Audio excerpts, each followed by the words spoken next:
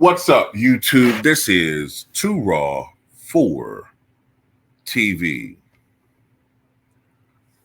All right, so want to talk more about this situation involving President Biden.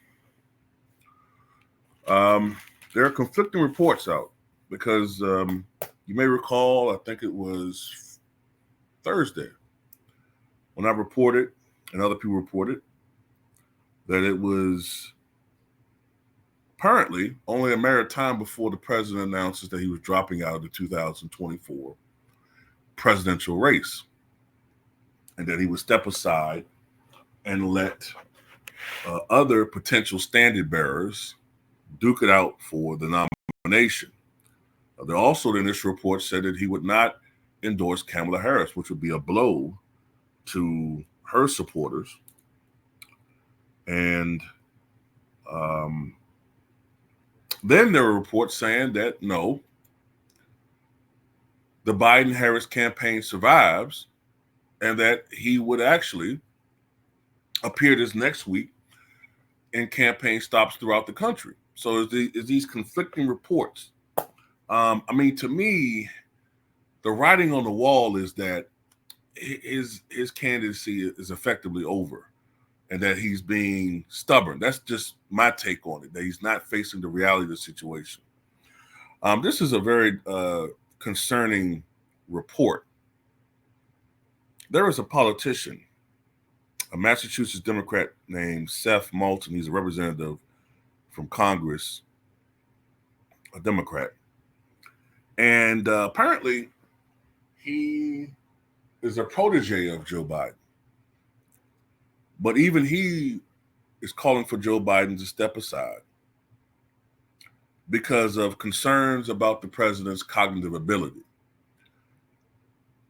Specifically, he said that Joe Biden, a man that he's known for years, did not seem to recognize him at a recent event.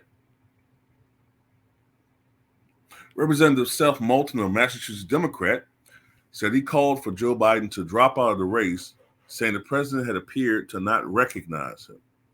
Moulton was with the president at a D-Day event in Normandy. Of course, this year was the 80th anniversary of the D-Day invasion, June 6, 1944, in Normandy, France. There, Biden, quote, didn't seem to recognize him, the lawmaker wrote in a Friday op-ed for the Boston Globe. Of course, that can happen as anyone ages, but as I watched the disastrous debate a few weeks ago, I have to admit that what I saw in Normandy was part of a deeper problem. And that's what a lot of people don't understand. And yeah, we all make mistakes and we all forget things. I've done lives and have misspoke. I've misspoken videos. Everybody does it. The problem is with Joe Biden, it's an increasingly worrisome and prevalent problem as the years go on. Biden used to always say gaps here or there, absent-mindedness, you could call it. It was just something he did once in a while. But now it's becoming the norm rather than the exception. Okay?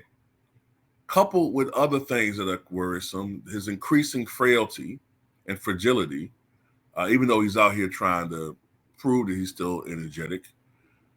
These are the problems. But anyway, he said it's a crushing realization, and not because a person I care about had a rough night, but because everything is riding on Biden's ability to beat Donald Trump in November.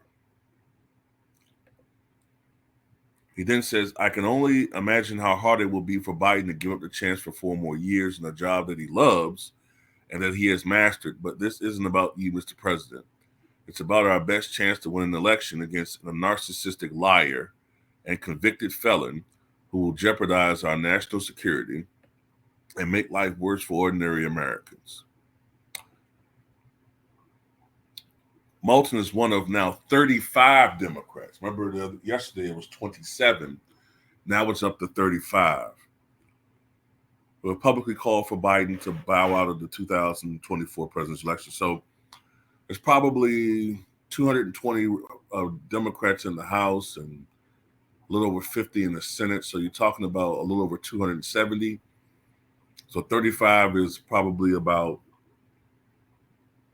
12% of all Democratic lawmakers have come out and expressed their disdain, which is still not a majority, far from it, but it's still a sizable amount that are calling for him to step down.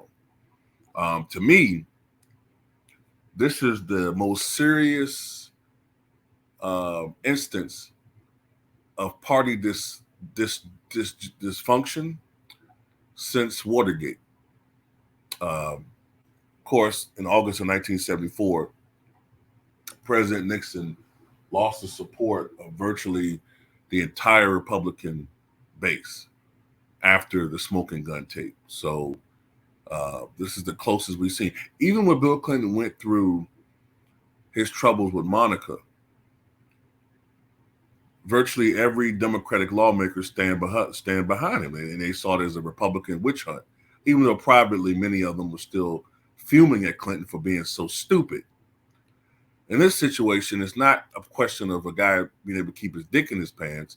It's a question of a guy being able to think on his feet and to have the mental flexibility to do the job, which is something you never could have questioned with Bill Clinton.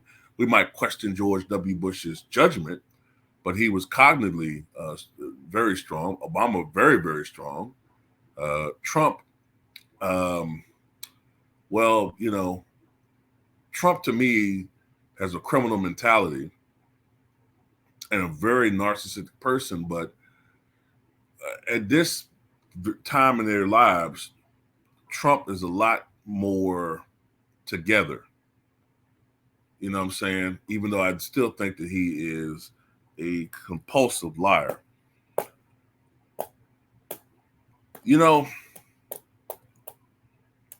I don't know whether Biden can survive this, y'all. I don't know whether he can survive this. You know, at the end of the day, I think that he's trying to see this through. I think he's procrastinating on making a judgment. The early reports was that tomorrow we would hear something. I don't know if that's the case now. There's conflicting reports on this. I don't know what to believe. I'll just report it as we see it. You know what I'm saying? But another lawmaker has come out and has called for Joe Biden to step aside. So we'll have to wait and see what exactly happens. I have this picture of Ronald Reagan up here for a reason.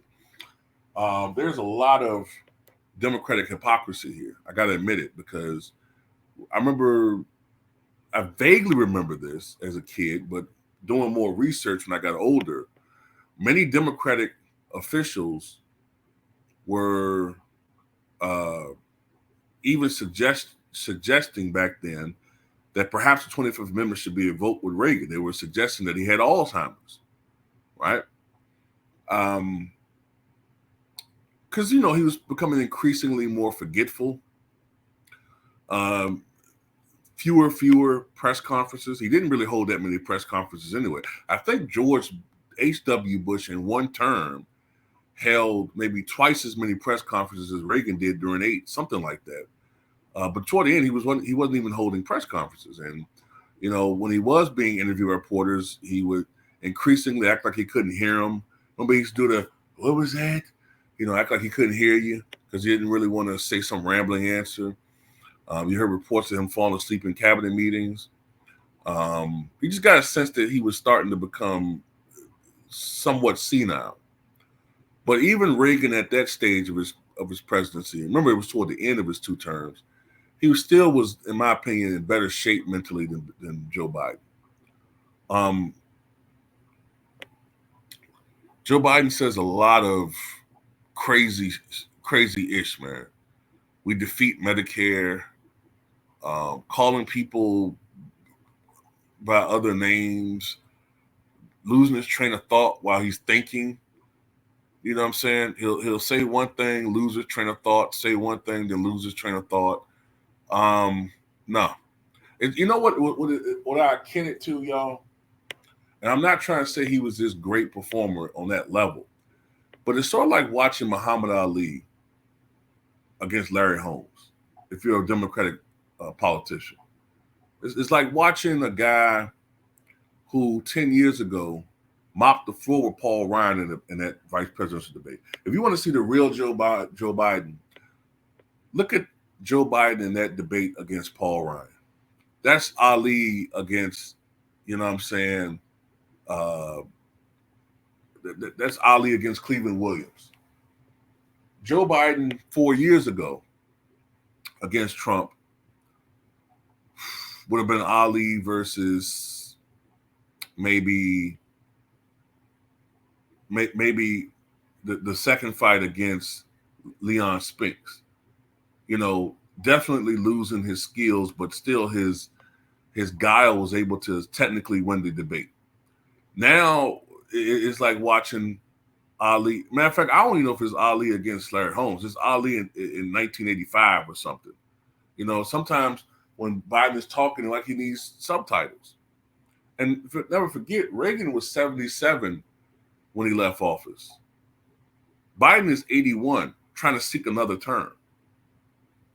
So they're on totally different. As much as Reagan was on a descending plateau, Biden is, you're trying to entrust 4 more years to a guy who very may well not even serve out his next term. And I'm talking about dying in office. I mean, just from a deterioration standpoint, people aren't going to be able to hide it that much longer. That he's losing it, man. I mean, it is what it is. We can't deny what we're seeing. What are we in, like a society now where people it's about agendas now? It's about narratives. So we're going to deny that Joe Biden is losing it. We're going to act like Bronny James is a basketball savant, a talent. We're just going to act like stuff is what it is when it really isn't. But anyway, that's all I got to say about it. Tell me what you guys think.